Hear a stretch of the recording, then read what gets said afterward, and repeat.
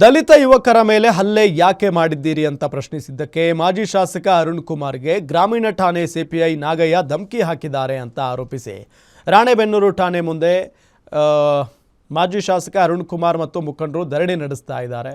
ಠಾಣೆ ಮುಂದೆ ಧರಣಿ ನಡೆಸಿ ಈ ಕೂಡಲೇ ಸಿಪಿಐ ನಾಗಯ್ಯನನ್ನ ಸಸ್ಪೆಂಡ್ ಮಾಡಬೇಕು ಅಂತ ಆಗ್ರಹಿಸಿದ್ರು. ಈ ಬಗ್ಗೆ ನಮ್ಮ ರಿಪೋರ್ಟರ್ ರಮೇಶ್ ವಾಕ್ಥ್ರೂ ನಡೆಸಿದ್ದಾರೆ. ಬನ್ನಿ ನೋಡೋಣ.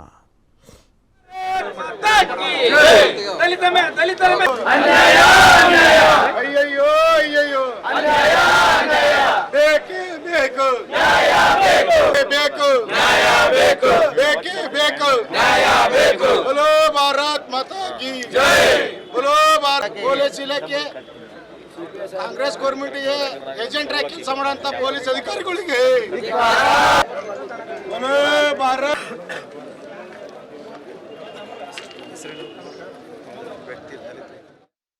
ಉತ್ತರ ಕರ್ನಾಟಕದ ಹೆಬ್ಬಾಗಿಲು ಆಗಿರುವಂತಹ ರಾಣೆಬೆನ್ನೂರು ನಗರದಲ್ಲಿ ಈಗ ಗ್ರಾಮೀಣ ಪೊಲೀಸ್ ಸ್ಟೇಷನ್ ಮುಂದೆ ಗದ್ದಲ ಆಗಿರ್ತಕ್ಕಂಥ ವಾತಾವರಣ ನಿರ್ಮಾಣ ಆಗಿರುವಂಥದ್ದು. ಮಾಜಿ ಶಾಸಕರಾಗಿರ್ತಕ್ಕಂಥ ಅರುಣ್ ಕುಮಾರ್ ಪೂಜಾರ್ ಅವರು ಈಗಾಗಲೇ ದಿಢೀರಾಗಿರ್ತಕ್ಕಂಥ ಪ್ರತಿಭಟನೆಯನ್ನು ಮಾಡ್ತಾ ಇದ್ದಾರೆ. ಯಾಕೆ ಏನು ಅನ್ನೋದನ್ನ ಈಗಾಗಲೇ ನಾನು ತೋರಿಸ್ತಾ ಹೋಗ್ತೀನಿ. ನನ್ನ ಹಿಂಬದಿಯಲ್ಲೂ ಕೂಡ ನೀವು ನೋಡ್ತಾ ಇದ್ದೀರಿ ಯಾವ ರೀತಿಯಾಗಿರ್ತಕ್ಕಂಥ ಗಲಾಟೆ ಇದೆ ಅನ್ನೋದನ್ನ ನಾನು ತೋರಿಸ್ತಾ ಹೋಗ್ತೀನಿ. ಈಗ ನಾನು ಸದ್ಯ ರಾಣೆಬೆನ್ನೂರು ಗ್ರಾಮೀಣ ಪೊಲೀಸ್ ಠಾಣೆಯಲ್ಲಿ ಈಗ ನಾನು ಸದ್ಯ ಇರುವಂಥದ್ದು.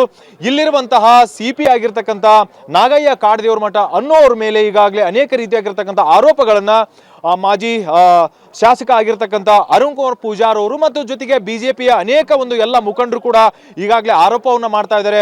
ಯಾಕೆ ಏನು ಅನ್ನುವಂತಹ ಅನೇಕ ವಿಚಾರಗಳನ್ನ ನಿಮಗೆ ಹೇಳ್ತಾ ಹೋಗ್ತೇನೆ. ಈಗ ಸದ್ಯ ಏನು ಠಾಣೆಯ ಮುಂಭಾಗದಲ್ಲಿ ಈಗೆಲ್ಲ ಪದಾಧಿಕಾರಿಗಳಾಗಿರ್ಬೋದು ಅಥವಾ ಏನು ತಾಲೂಕಾ ಬಿಜೆಪಿ ಮಂಡಳದ ಎಲ್ಲ ಸಂಪೂರ್ಣ ಏನು ಮುಖಂಡರು ಕೂಡ ಇಲ್ಲ ಈಗಾಗಲೇ ಬಂದು ಪೊಲೀಸ್ ಠಾಣೆಯ ಮುಂದೆ ಈಗಾಗಲೇ ಘೋಷಣೆಯನ್ನ ಕೂಗ್ತಾ ಇದ್ದಾರೆ.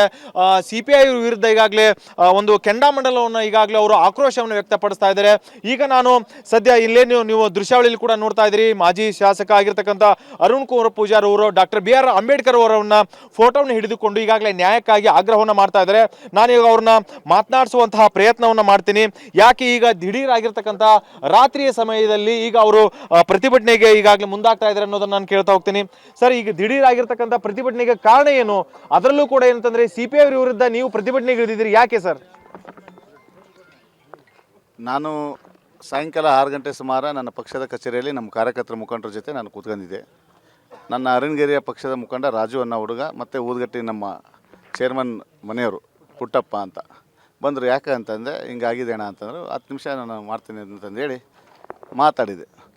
ಫಸ್ಟು ನಾನು ಫೋನ್ ಮಾಡಿದೆ ಯಾರಿಗೆ, CPI ಅವ್ರಿಗೆ ಫೋನ್ ಮಾಡಿದಾಗ ಏನಂದರು, ಸರ್ FIR ಆಗಿದೆ ಅಂತ. ಮತ್ತು FIR ಆಗಿದೆ ಅಂತಪ್ಪ, ಮತ್ತೆ ಬಿಡು ಅಂತ. ನಾನು ಮೀಟಿಂಗ್ ಮುಗಿಸ್ಕೊಂಡು ಹೊರ ಬಂದೆ. ಅವಾಗ ಮತ್ತೆ ಬಂದ. ಯಾಕೆ ಅಂತ ಅಂದೆ. ಅಣ್ಣ ನಮ್ಮ ಹುಡ್ರನ್ನ ಇಬ್ಬರನ್ನ ಬರ್ತಿ ಹೊಡೆದ್ಬಿಟ್ಟಿದ್ದಾರೆ ಅಣ್ಣ ಅಂತ. ನಮ್ಮ ಮುಖಂಡ ಮತ್ತೀಗ ಅವ್ರಿಗೆ ಅನ್ಯಾಯ ಆದಾಗ ನನಗೆ 65,000 ಜನ ಓಟ್ ಹಾಕಿದ್ದಾರೆ. ನಾನು ನನ್ನ ನಂಬಿರ್ತಕ್ಕಂಥವ್ರನ್ನ ರಕ್ಷಣೆ ಮಾಡೋದು ನನ್ನ ಕರ್ತವ್ಯ. ಇವತ್ತು ಅವ್ರನ್ನ ಬೂಟ್ಗಲೆಲ್ಲ ಹೊಡೆದಿದ್ದಾರೆ, ಕೋಲಿಲ್ಲ ಹೊಡೆದಾರೆ. ಅವ್ನು ಪೊಲೀಸ್ ಡ್ರೈವರ್ಗೆ ಹೊಡೆಯಕ್ಕೆ ರೈಟ್ಸೇ ಇಲ್ಲ, ಪೊಲೀಸಿಗೂ ಹೊಡೆಯಕ್ಕೆ ರೈಟ್ಸ್ ಇಲ್ಲ ಕಾನೂನಾತ್ಮಕವಾಗಿ. ಅಲ್ಲ ಸರ್, ಇವಾಗ ನಿಮ್ಮ ಪ್ರತಿಭಟನೆ ಏನಿದೆ, ನಿಮಗೆ ಏಕವಚನದಲ್ಲಿ ಏನಾದರೂ ಅಂದ್ರು ಅನ್ನೋದಕ್ಕೋಸ್ಕರನೋ ಅಥವಾ ದಲಿತ ಏನೋ ಹುಡುರಿದ್ದಾರೆ ಇವ್ರ ಮೇಲೆ ಹಲ್ಲೆ ಮಾಡಿದ್ದು ಸರಿಯಲ್ಲ ಅನ್ನೋದಕ್ಕೆ ಯಾವ ಉದ್ದೇಶಕ್ಕೋಸ್ಕರ? ನನ್ನ ಉದ್ದೇಶ ಸ್ಪಷ್ಟವಿದೆ. ನನಗೆ ಮಾತಾಡಿದ್ದು ನನಗೇನು ನೋವಿಲ್ಲ. ಆ ಹುಡ್ರಿಗೆ ಹೊಡೆದಾನಲ್ಲ, ಅದು ನೋವು ನನ್ನ ಹತ್ರ ಇದೆ. ಸಸ್ಪೆಂಡ್ ಮಾಡಿದ ಮೇಲೆ ಎದ್ದೇಳ್ತಾ ಕುಂತಿದ್ದೇವೆ. ಸಸ್ಪೆಂಡ್ ಮಾಡಲೇಬೇಕು. ಯಾಕಂದರೆ ಇವತ್ತು ನಾವೇನೋ ಈಗ ಎದ್ದು ಹೋಗ್ಬಿಟ್ರೆ ಇದು ನಾವು ಪ್ರಚಾರಕ್ಕೆ ಕುಂತಿಲ್ಲ. ಇಲ್ಲಿ ಅವ್ರಿಗೆ ನ್ಯಾಯ ಕೊಡ್ಸೋಕೆ ಕುಂತಿದ್ದೀವಿ. ಅವ್ರಿಗೆ ನ್ಯಾಯ ಸಿಗ್ಬೇಕಂತಂದರೆ ನಮ್ಮ ಧರಣಿ ಮುಂದುವರುತ್ತೆ. Yes, okay, thanks. ಇದಿಷ್ಟು ಮಾಜಿ ಶಾಸಕ ಆಗಿರ್ತಕ್ಕಂಥ ಅರುಣ್ ಕುಮಾರ್ ಪೂಜಾರ್ ಅವ್ರ ಮಾತಾಗಿದೆ. ಸೊ ಅವರ ಆರೋಪಗಳು ಮಾಡುವ ಪ್ರಕಾರ ರಾಣೆಬೆನ್ನೂರು ತಾಲೂಕಿನಲ್ಲಿ ಅಕ್ರಮವಾಗಿರ್ತಕ್ಕಂಥ ಚಟುವಟಿಕೆಗಳಿಗೆ ಮೂಲ ಕಾರಣ CPI ಅವರಿದ್ದಾರೆ. ಸೊ ಅವರು ಇಲ್ಲಿ ಬಂದು ಅಧಿಕಾರ ವಹಿಸ್ಕೊಂಡಿದ್ದಾರೆ. ಅಲ್ಲಿಂದ ಇಲ್ಲಿ ತನಕ ಕೂಡ ಏನಂತಂದ್ರೆ ಯಾವುದೇ ರೀತಿಯಾಗಿರ್ತಕ್ಕಂಥ ಉತ್ತಮ ರೀತಿಯ ಬಾಂಧವ್ಯದಿಂದ ನಡೆದುಕೊಳ್ತಾ ಇಲ್ಲ. ಅಕ್ರಮ ಚಟುವಟಿಕೆಗಳಲ್ಲಿ ರಾಣೆಬೆನ್ನೂರು ತಾಲೂಕು ನಂಬರ್ 1 ಆಗಿದೆ. ಜೊತೆಗೆ ದಲಿತರ ಮೇಲೂ ಕೂಡ ಹಲ್ಲೆ ಮಾಡೋದಕ್ಕೆ ಯಾವುದೇ ಕಾರಣಕ್ಕೂ ರೈಟ್ಸ್ ಇಲ್ಲ. ಅದನ್ನು ಮಾಡಿದರೆ ಅವ್ರಿಗೆ ಸಸ್ಪೆಂಡ್ ಆಗಲೇಬೇಕು. ಅಲ್ಲಿ ತನಕ ನಾವು ಈ ಒಂದು ಪ್ರತಿಭಟನೆಯನ್ನು ಹಿಂದೆ ತೆಗೆದುಕೊಳ್ಳುವುದಿಲ್ಲ ಅನ್ನೋ ಮಾತನ್ನ ಗ್ಯಾರಂಟಿ ನ್ಯೂಸ್ಗೆ ಹೇಳಿರುವಂಥದ್ದು. ಹಾವೇರಿಯಿಂದ ರಮೇಶ್ VH, ಗ್ಯಾರಂಟಿ ನ್ಯೂಸ್.